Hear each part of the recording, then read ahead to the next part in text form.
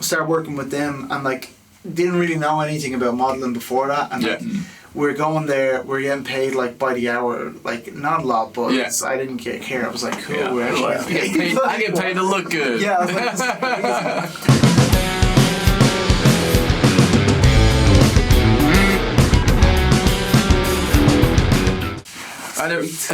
Welcome to the Beardfire Podcast here today, Beardfire Studios, myself, Rowan, and Al. Hi. Today we have a very special guest, Y-Axis, in the studio. Yep, thank you Welcome. for having me. So we met himself at the at Whelan's, at your headline show. Yeah, Whelan's.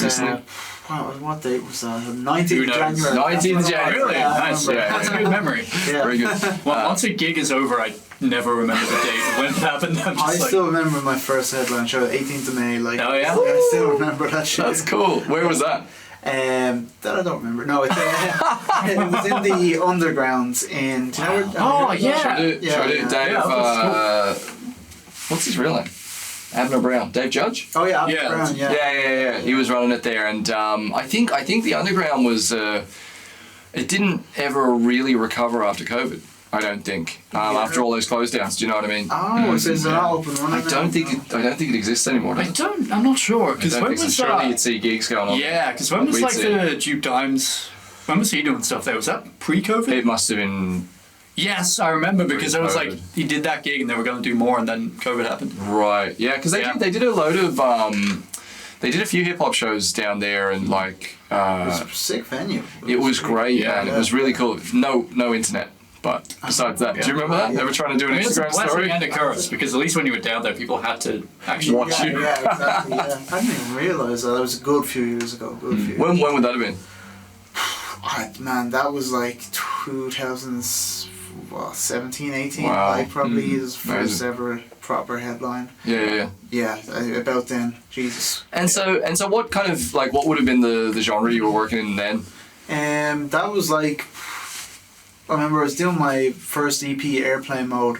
So it was like a mixture of like hip hop, like experimental hip hop. That's what I call it, probably. Yeah. Nice. Just fusing different genres into, like, that's what I always did. Like I was like, I'm a producer first. You know, I used to kind of do electronic-y style music and then mixing other genres into that. Yeah, nice. And then I just started like singing and rapping over it a little bit. Yeah, and which is awesome, and it's something that was kind of immediately apparent as well. Like at the show, watching your sound check, and then the show, you know, is like that.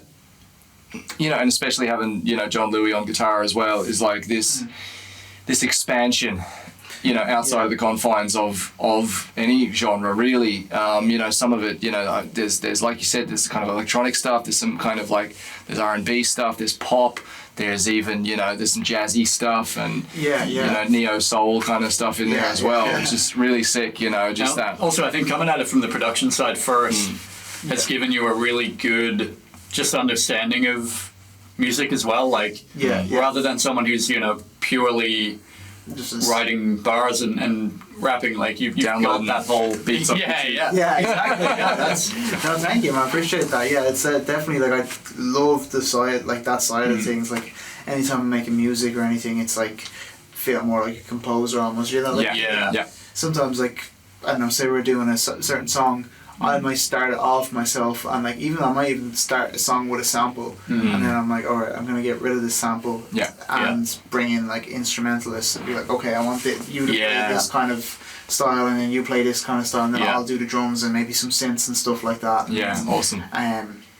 I'll never rarely I do play guitar on my own songs, but rarely. I always try to get my friends if they're better. Like, but from the writing perspective, you know, it's great exactly. If that you have I want it to be better, like why not make it better then? Yeah, well, that's a great attitude to have as well. It's like get people for the job that they can do. You know what I mean? Exactly. Do what you're really fucking good at, and then get other people around to. Yeah, to do what they're really good at, exactly. Yeah. There's nothing worse than someone who thinks they're good at something. And or your pride comes into it or exactly. something. It's like, I should be able to do this, or, you know, it's an ego or pride thing.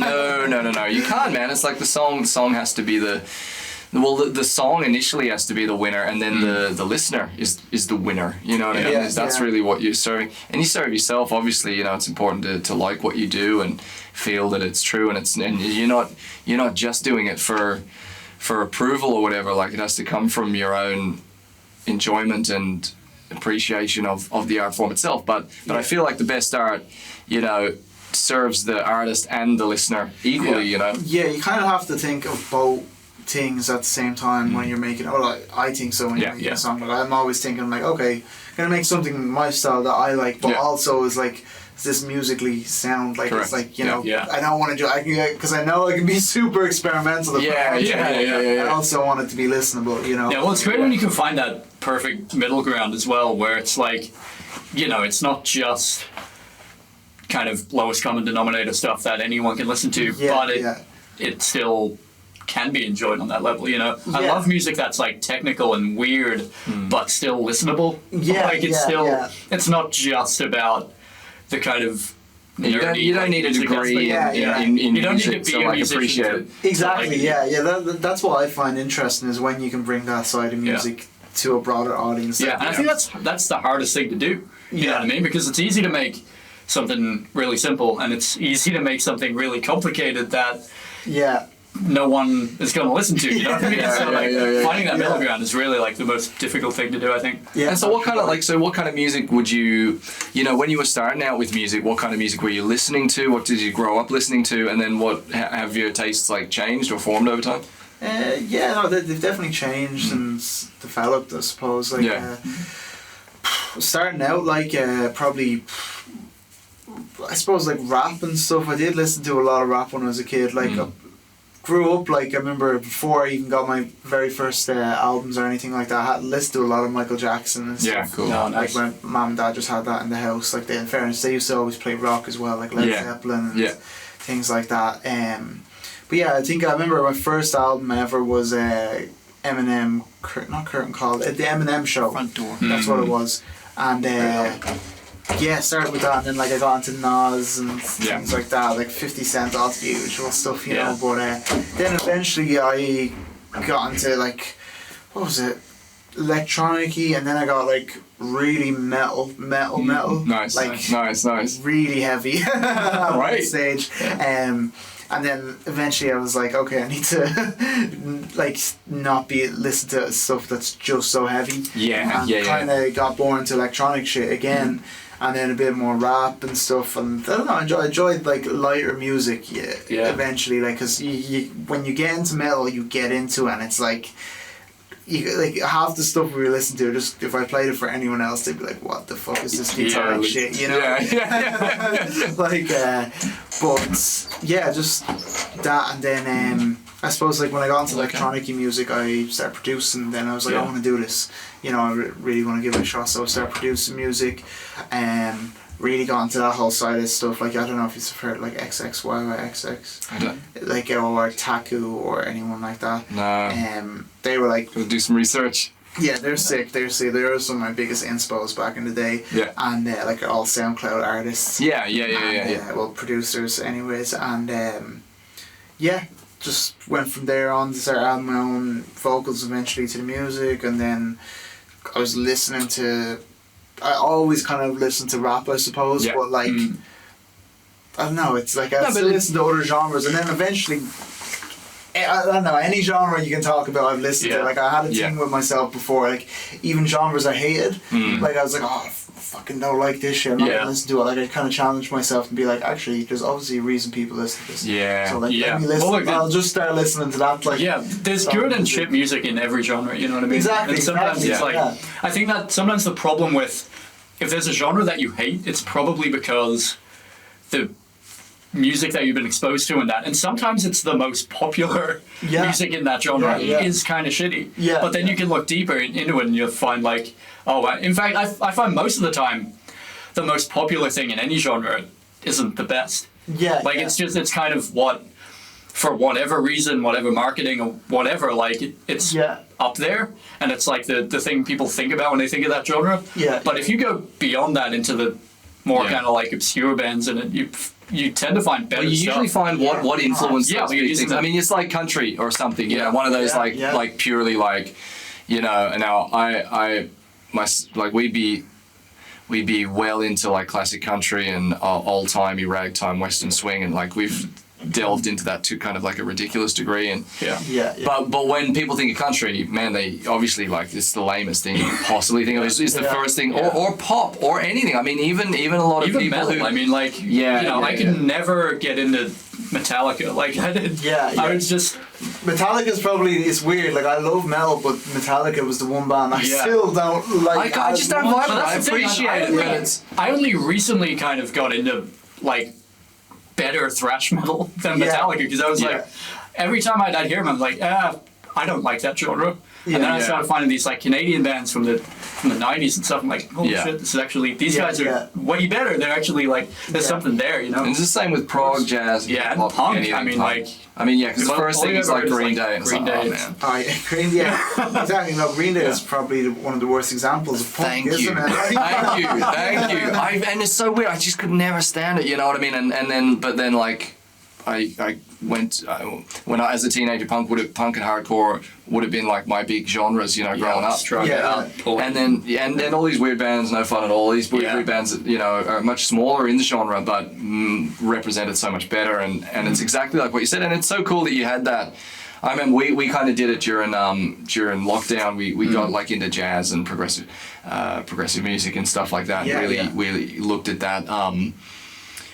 You know, just to try and upskill from a playing perspective, from a theory perspective, and then also from an appreciative perspective. It's like, what are these genres? What am I missing about exactly what you said? You know, like there's something there that people like. Exactly. That's the thing. Like I'm the same. Like especially progressive music. I love it. Like you know, it's like and country. What you're saying. Like I remember I had that exact feeling. It's like country is like no. Yeah, just how you know. Yeah. I love it now. Like now I'm like okay, I get it. I really like it. But No, but it's awesome that you have that perspective, and you're obviously someone who, you know, thinks deeply about these things. And I mean, outside of music, you know, like you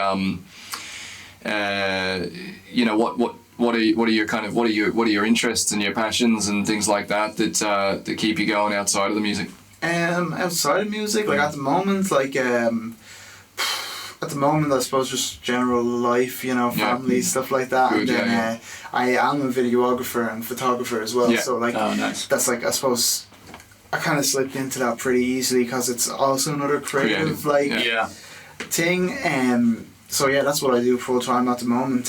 Awesome. Work-wise is videography and photography. Awesome. But it's just cool. It's like, well, I already knew how to use like all the music software and everything. So getting into video software, I fell into it easily enough.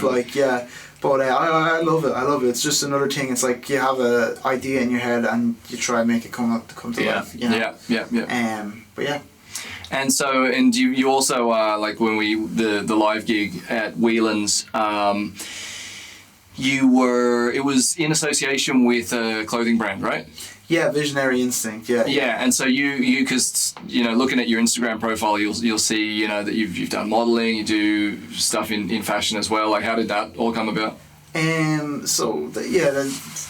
With the whole modeling stuff and everything, that I suppose that was like, I don't know, I was like pretty young. I think I was like 17, 18, and then I think it was just taking pictures on for Instagram. My friends like, let's take some cool pictures, or like, you know, anyone that posted something was like a selfie or whatever.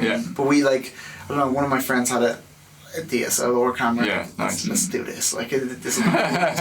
We'll go out somewhere, I don't know, wherever, and just have like coolish outfit on or something. Just take a picture and post that, and like eventually they started to do well on Instagram, which was cool. Like, so our Instagrams were growing, and then Vintage Store, I started working with them. They were looking for models, so I can't remember how it worked out, if I reached out or if they reached out to me, and started working with them, and like didn't really know anything about modeling before that, and like, we're going there, we're getting paid like by the hour, like not a lot, but I didn't care. I was like, cool, we're actually I get paid to look good. I was like, this is crazy. And like, it was the best thing ever, because the guy had us, like, we come in and we do like 200 outfits in like the space of 2 hours.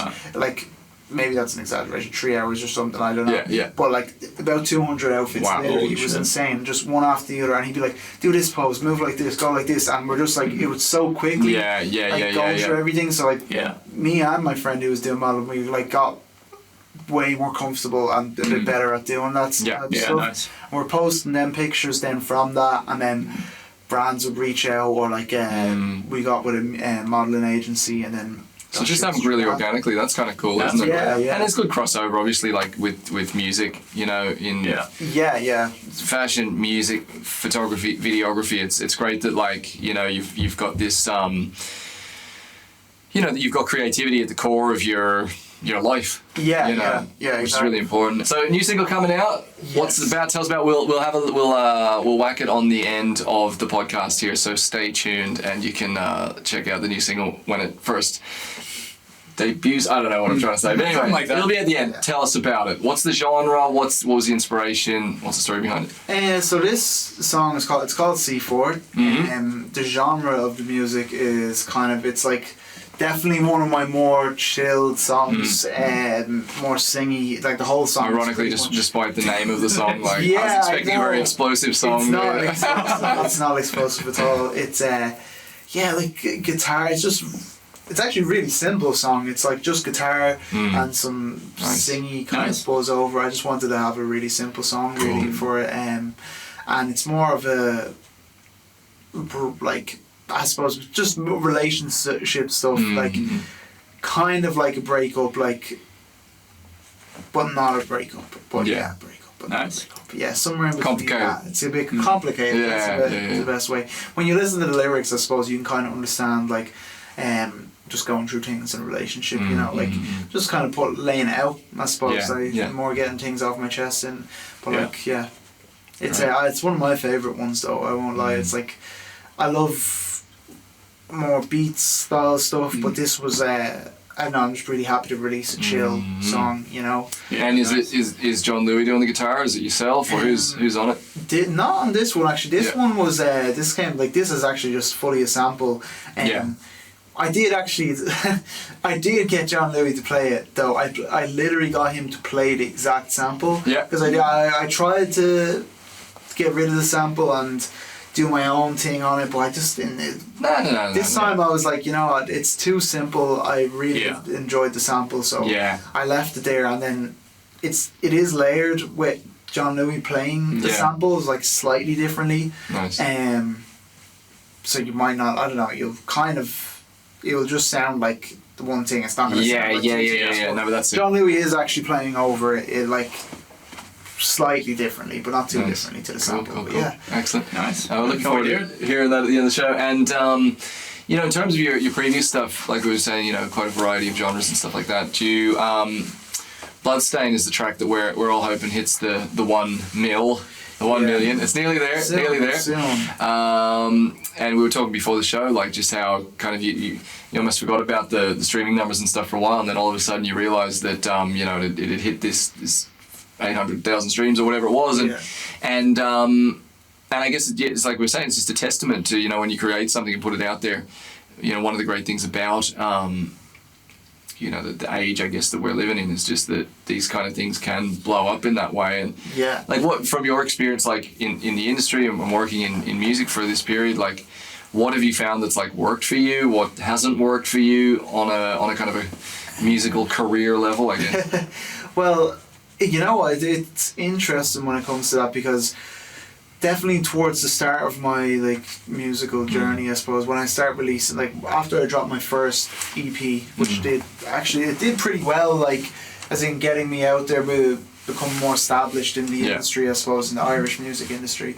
It did pretty well, and it's like marketing is just like key, and it's like well, like, what is marketing though at the same time, you know, so you have to think about that a lot. Like, I really got into it, like I was reading marketing books, everything. So, like, literally, like that's great. You have to. I mean, part of the job, like, it's a communications industry. Yeah, you can if you can be shit at making music and make bad music, but be sick at marketing, and you're going to do way better. Sadly, that's the reality. That's exactly crazy. That's it. Like, so, like, if you're a musician and you don't know anything about marketing, like, you need to. And that's the problem. A lot of the time, people who are really talented and good at music can be lazy on the marketing side, or on even on just the kind of pure hard work side, because they're like, well, I'm great. So obviously people. So will whereas notice. people, it's the people who are shitter at music who are like, oh, I need to be good at marketing because like exactly. the music's not going to get me there on my own. So you got to be really careful. Like that's it, exactly. Understanding kind of where you fall in that and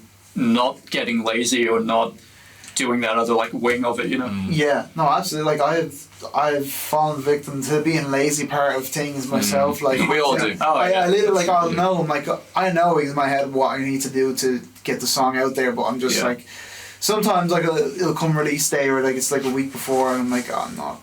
Just like, you know, we'll just drop this and we'll get big with the next. With the next one. That's funny. But, I know that feeling. Yeah. Like honestly, it is like so. Getting into magazines and stuff like that definitely helps. As in, it helps. I don't think from getting exposure from the magazines. I think not that many people are going to read the magazines or. No, but you get to tell people you've been. You get to tell people. Yeah. It looks good, you know. And then if people Google your name, that stuff comes up, which is good. But honestly, like one big thing is ads and stuff like that. Like I used a lot of ads when I was trying to get my music out there, and that helped a lot. Like just running ads and things like that really helped.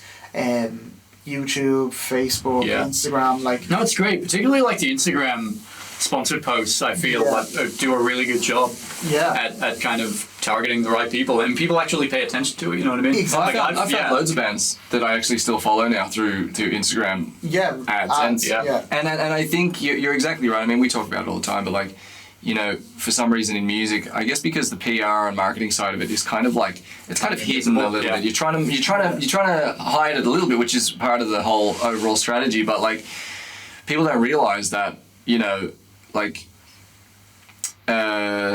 Just like any other business, a marketing budget and a marketing approach has to be in place. You can't just like drop something and just fingers crossed, you know, because then just who's gonna find it, and you end up depressed too because you're like, oh, it means I must suck, and it's like no, it means you didn't market it properly, you know, you didn't actually do that final step, and put a budget aside, do it like, you know, even like. You don't need to shoot a music video per se, but even a visualizer or something you can shoot on your iPhone. It's just something. It can literally be you in your bedroom singing the song. Something like it can be like nowadays you can just put a visualizer 30-second loop of you doing something and it's just looping, and use that to get out there, you know, and then actually like think about it. Don't spend 10 grand on a music video. Yeah, exactly. Because that's the other problem, you know. It's like you've got a budget. Yeah. And put the money behind like, you know, promoting the cheap video you made. You know what I mean? That's the problem. There's a lot unless you're gonna go give you 10 grand to make a music video. Then if they want to give it to me, that's fine. Like, I've been on both sides of it. Like, trust me, like I've always loved getting high budget videos. Like I have spent a lot of money on music videos and stuff like that.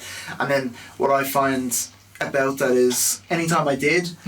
If I spent a lot of money on a music video, I'm always like, okay, there's no point in spending this much money on a video if I'm not going to spend more money on the marketing. Correct. So that will slow you down as well sometimes. So it's like you have to find a good balance, because like I find that if someone Googles you or like YouTubes you or whatever, they want to check you out as an artist, and you don't really have anything professional looking out. Totally. You only get one chance at that initial impression. Exactly. You're better off having like one thing that is just like top notch. Exactly. You know what I mean? And then you can get more creative, and it doesn't have to be as professional with other things. Because people will still see that super professional video and be like, oh, okay, no, they are like that level as well.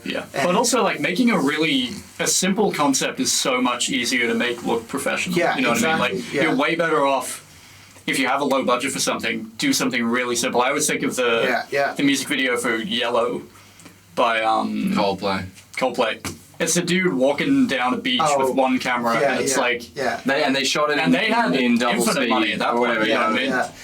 It's like, but it works. Whereas you get people with a smaller budget who try to make a video that looks like it had a bigger budget. Car chases and shit. Like, just looks terrible. It's the Hot Wheels cars. Things like that always end up being bad. Getting like. It's like, oh yeah, I'm gonna get this car in it. I'm gonna do this. If you want a cool car in it, like organize that. But don't sometimes like I've worked with other people where it's like they have these crazy ideas or like this whole big script and everything. And I'm like, think simpler. Like, you know, if you want it to look good, think simpler. Yeah, like, yeah, you'll big actually time. ace it then. But yeah, that's it. But yeah, so as I was saying, marketing is key. Yeah, big Like, time. you can make bad music and just get good at marketing. Ideally, the balance of both. Yeah, ideally make good music. Good music and marketing as well, you know. Yeah. So in terms of you know, kind of before we wrap up, like what do you, you know, what, like if you could kind of press a button and kind of make, you know, y-axis what you would love it to be in terms of career, how would you see yourself touring, making records? Who would you work with? What would be the ideal, and what do you see for yourself kind of over the next while, you know, in terms of your own plans, but beyond the kind of the ultimate idea as well? Well, you know what, I've always had, like, my vision for it has always been, like, I've always wanted to do, like, a big tour. I've done small tours and stuff. Like, one thing that I want to just do at some point is do, like, a pretty big tour of, like, even just the European tour, or like an American tour. Yeah. That's like, that would be like, that's really, the bucket list. Yeah, that would be on the bucket list for me. That, and then honestly, I like the idea of, like, sometimes with music and stuff, I find, like, especially if you're doing kind of well, there's a lot of pressure and stuff with it. So, like, I really love the idea of, like, keeping low profile, releasing music, and, like, just doing things in the background, behind the scenes, so it does well or whatever. But, like, I don't want to be like on TikTok doing everything. Well, that's it, man. Like, stuff up, and, like, it is marketing and it works for people, which I understand. But I don't know. Some parts retaining control of it. Yeah, exactly. Really exactly. Like, ideally, if I could have things my way now, this might happen sometime in the future. I'll just go like a Gorillaz vibe or something, and be like, just get cartoon rid of version. me. Get rid of me, and then it's just the music and whatever, the cartoon version or something, you know, something. No, but you're exactly right. I mean, what happens, you know, at that certain level, and we've seen it in different guises, is like, the contracts just get real fat, and, you know, your obligations can be pretty, you know, they can not necessarily align with what you would actually do, you know, and it's like, listen, you're playing in this mall on Tuesday, or you're playing, you know, you're doing this, you're going there, because they got to make all that money back they spend on it. What happens a lot of the time is, like, the fame kind of comes before the money. Yeah. So there tends to be this period where people are, like, effectively broke, because the label pays once a year or twice a year or something.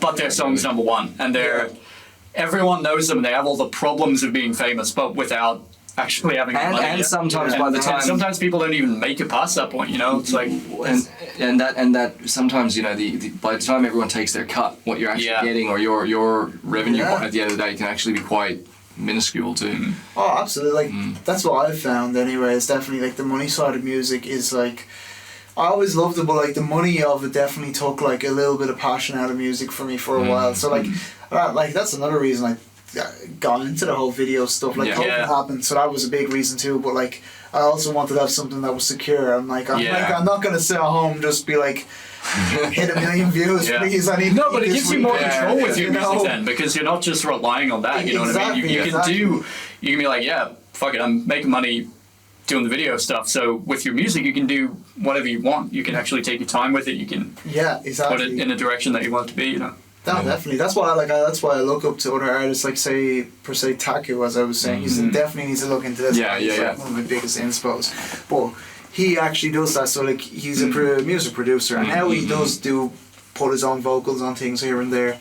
But first, he's always a music producer. And, like, one thing I really looked up to him about was, he was doing so many other things. Like, I remember at one stage he was a barber, like, but not. He got really good at it. Like, really good at it. He had his own shop, and it became kind of like it was like a famous shop in Perth. Like, he's from Perth. Oh, okay, and, cool. So he just went ham on it. Did really well with it. Then he had he made a clothing brand at one stage, and it's still running now. It's really cool. That does well. And then he did like he got into photography, and he got really fucking good at it. And he's still doing his music stuff. I'm looking at this guy do this stuff, and I was like, wow, okay, it's not just, like, he's working with, like, Red Bull, doing gigs, everything, but he's not, music is, like, he's always going to create music, but he's, like, I can see he's making money from other things, and he's still being creative in other things. He has like a creative agency as well. Like he works with like Puma and Nike, and his eyes. So great business sense as well, and that gives you an opportunity, like you said, to actually make the music you want to make. You're not totally reliant on making every cent out of the music, because it does. At the end of the day, when you are in that position, you will make some kind of compromises. You know, you have to. Because, even if it's just like almost unconscious, but those micro decisions of when you're producing a track and you're like, like if I did this, you know, if I put this element in it, people might like it more. I might get more streams. So Absolutely. It might, and the funny thing is, people who chase streams or success in that way tend to. The music a lot of the time doesn't even do that well, because it's you know, it doesn't have their genuine kind of what they could bring to music in it. And also, no one fucking knows how the industry works. No one knows what people are gonna like in 10 minutes. You know what I mean? So by the time you're making something that sounds like what's big, it's too late. You know what I mean? You need to do your own thing, and then if you're lucky, that'll work. Yeah, exactly. It's like I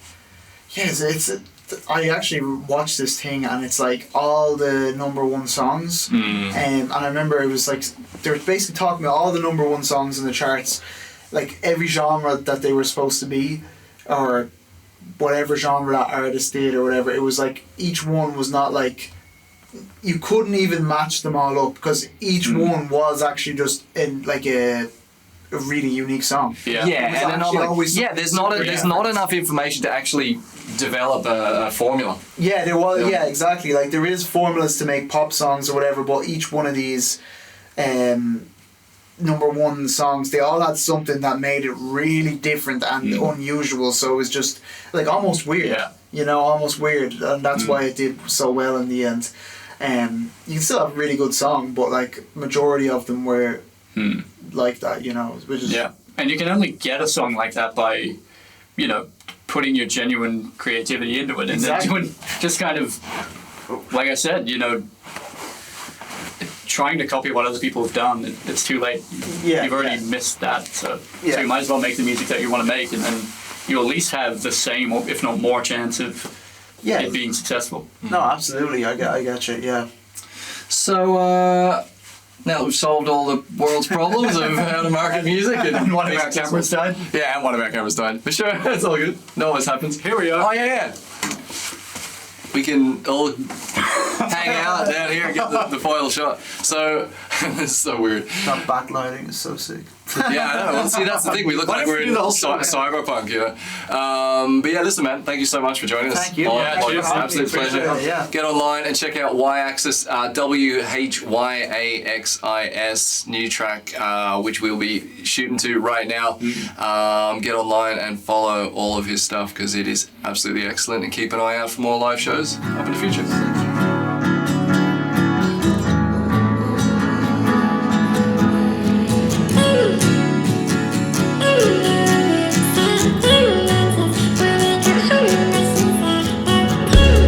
Count me in like 1, 2, 3, 4. Only want us to be just like before. Together we see more. We should probably speak more. Breaking up like C4. Why you wanna leave for? Why you splitting up the team for? Why you waking up and dream for?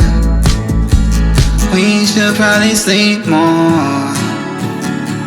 Don't make me fall for this again. I really thought that we'd be friends.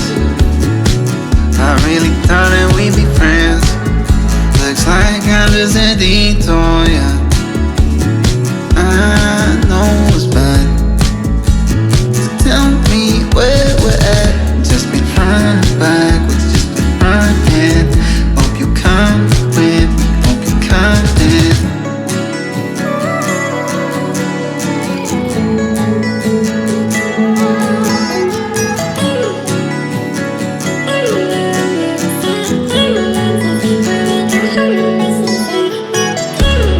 Count me in like 1, 2, 3, 4. Only want us to be just like before. before. Together we see more. We should probably speak more. Breaking up like C4. Why you wanna leave for? Why you splitting up the team for? Why you waking up the dream for? We should probably sleep more.